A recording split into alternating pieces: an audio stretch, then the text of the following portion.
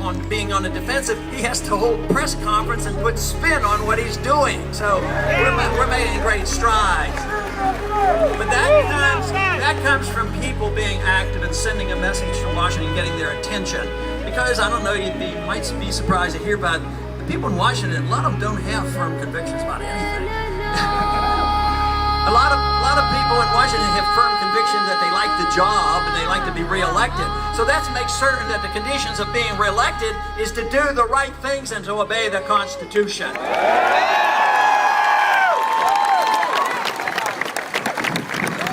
You know, in another area we've had some pretty good success, at least relative success so far, and that was to stop the intrusion of the federal government on the internet, which needs to be protected. But, you know, the Stop Online Piracy Act was a direct attack on the internet.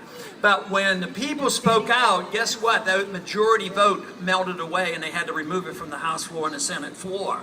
And that was a victory. It shows that we can have an effect. We have to be heard.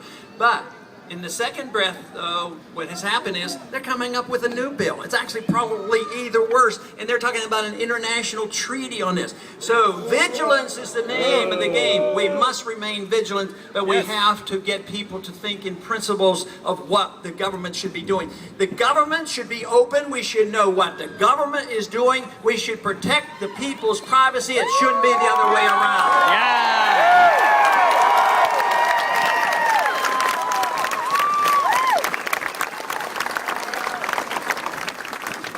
Now, you know, when I believe it was Benjamin Franklin said that, you know, if you ever sacrifice your liberties for safety, you won't have either one. And I'm afraid that's what we're doing. And I heard that so often. This was so disappointing after 9/11 that people would say, oh, it doesn't bother me.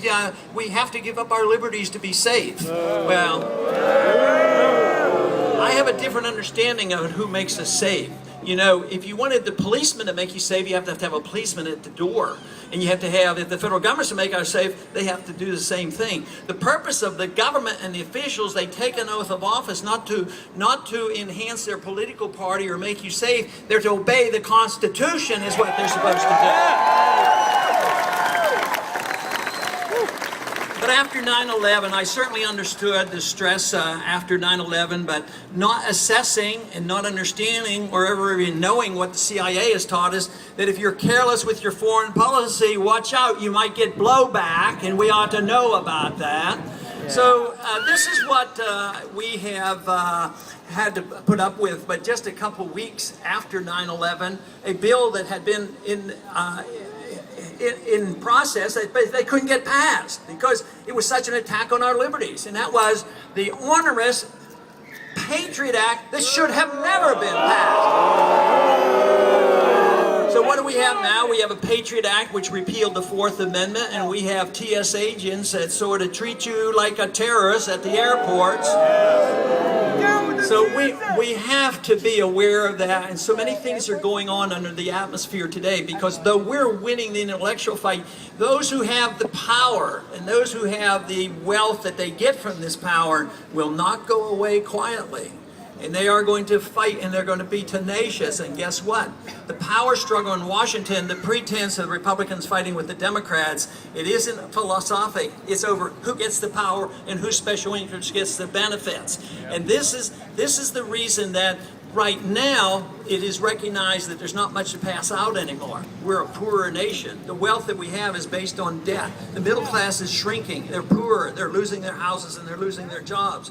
And we're a long way from resolving the economic crisis that has been brought on by bad fiscal policy and horrible monetary policy, and that has to change.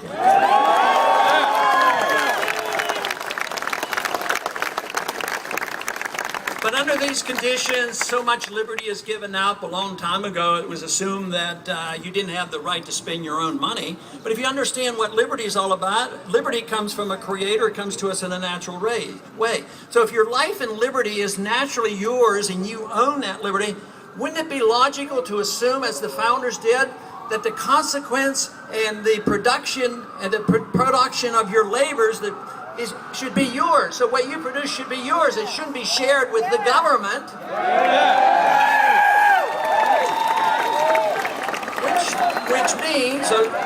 Which means, of course, that we need a whole generation to agree with the founders who didn't like the idea of an income tax, didn't give it to us, and we got that in the progressive era. At the same time, we got the Federal Reserve and the foreign interventionist foreign policy. So it is this acceptance, casual acceptance, because it's at the beginning, it's slow and nobody notices. We give up a little economic liberty here and there. It eventually doesn't help the people it was intended to help. It goes to serve entitlements to the very wealthy. That's essentially what inflation does. You print money. Whoever gets to use the money first have the benefits. But you get it last. The banks and the big corporations, the military industrial complex, foreign governments and foreign central banks, and foreign aid recipients, they get the money first. When it circulates and comes back to you, you get the inflation. And who does it hurt the most? The very people we pretend to take care of from cradle to grave. The people now who have paid into Social Security for all these years and they're on Social Security benefits, and the benefits are automatically going down because the purchasing power is going down and the price of everything is going up. And what does the government tell you? Oh, don't sweat it. There's no inflation out there. And yet we do know. We do know that the old calculation of the CPI is about 8 or 9%, and the people who want to save their money and try to take care of themselves, what do they get when they save their money?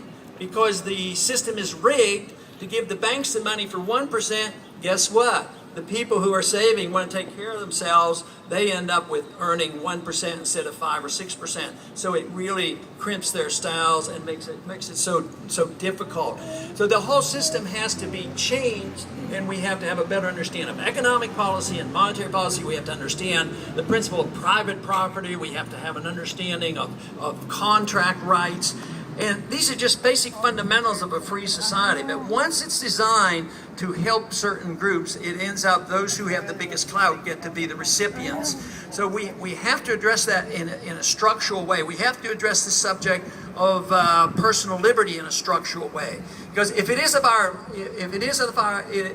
our lives and our liberty and the fruits of our labor belong to us, it means that individuals, if you're allowed to keep what you earn and you assume responsibility for yourself, you're allowed to make your own mistakes, but you're not allowed to put your mistakes on your neighbor. You can't dump it on somebody else. You have to assume that responsibility. Now, even though it's been gradual, we have delivered so much of that responsibility to our federal government and a lot to our state government that people will be taken care of from cradle to grave.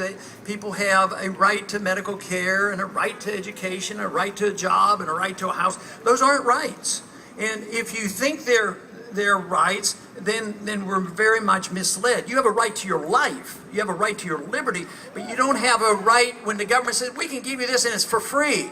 One time on TV not too long ago, it was actually a British citizen that was interviewing me. He says, well, in England we get free medical care. I said, there's no such thing as free medical care. There's no such thing as freedom. You have free stuff. You have to take it from somebody to give it to somebody else.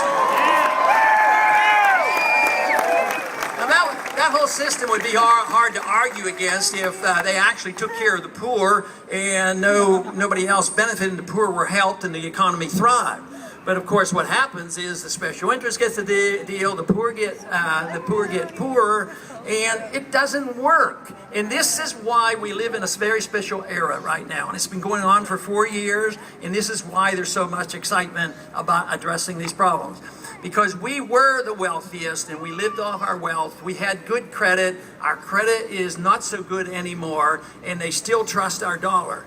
But that is starting to be lost. People having less confidence in the dollar, and the world has everything invested, including the Chinese. You've got to keep that dollar going because they're holding so many dollars.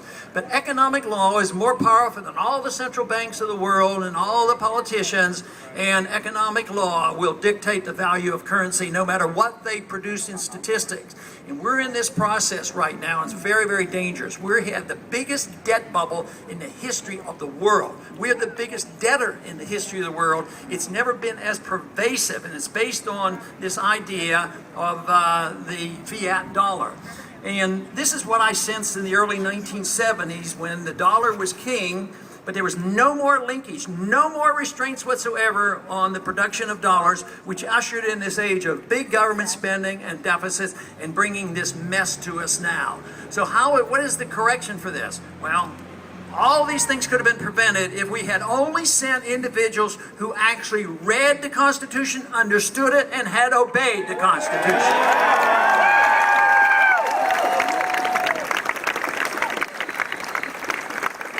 So let's be very choosy on who we send to Washington. Make sure they do know about the Constitution and take that oath of office very seriously.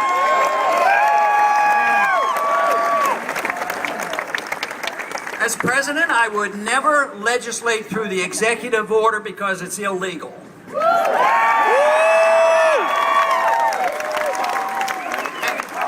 President Paul! President Paul! President Paul! President Paul! President Paul! President Paul! President Paul! President Paul!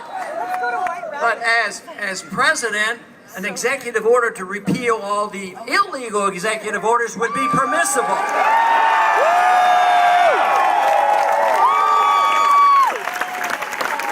And of course, the executive order by our current president says that he has the authority on his own to assassinate American citizens. We'll repeal that one for sure. And just a couple of weeks ago, he issued another executive order. He amended on his own the Defense Production Act, which has been sitting around on the desk for a long, long time, since 1950, saying the president can declare a national emergency and socialize everything, banks and all industry. The authority is there if he declares an emergency. It hasn't been used, but Obama just changed this to say that he can have this authority not just in times of war, but in times of peace as well.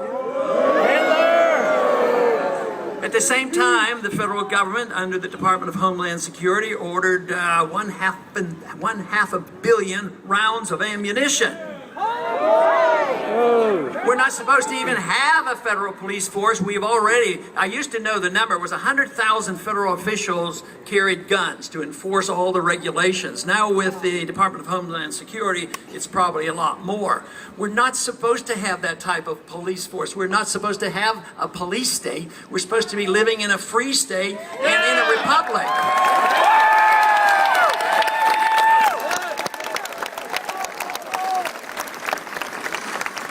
So a lot of changes have to occur, but they're all based on this idea of liberty, protecting the individual. Foreign policy is the same way. If you don't have a right to go into your neighbor's house and tell him how to spend his money or tell him how he should run his personal life, why in the world do we assume that we have the moral authority, the constitutional authority, or the money to go around the world telling them how to run their country? I say quit, bring them home.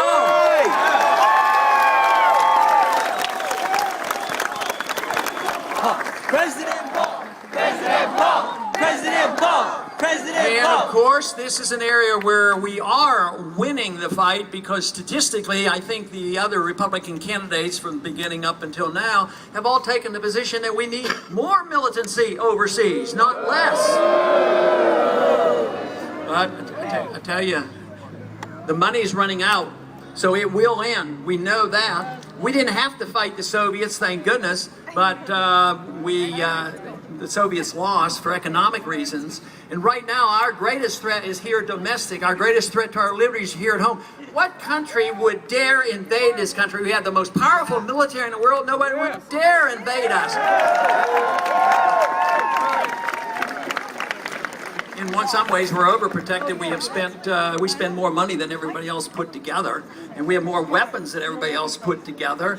But the real threat to our liberties are domestic, and the constitutional oath to office protects, takes care of that. We're supposed to defend against all enemies, foreign and domestic.